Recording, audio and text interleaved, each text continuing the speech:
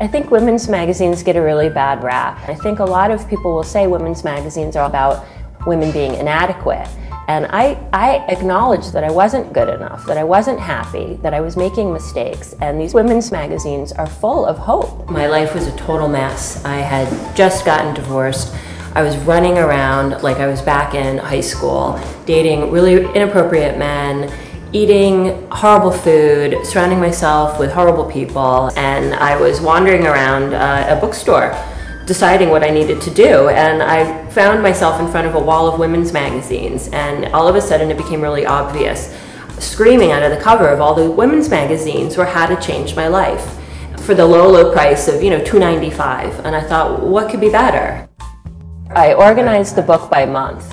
And each month, before I cracked open my first magazine, I had already selected my challenge, whether it was going to be fashion-related, food-related, relationship-related. The magazine articles that I used matched that challenge. The most important thing to remember while jean shopping is to go smaller. Go a little bit smaller than you think, because they stretch out. And do not go too low. Low rise is not as sexy, but it's not always practical. I've not found the magic eye cream, and I think the truth is I probably won't find it in this lifetime, and I'm going to have to get used to the face that I have. The most important thing I learned writing this book and reading all these women's magazines is that I'm a lot tougher than I thought.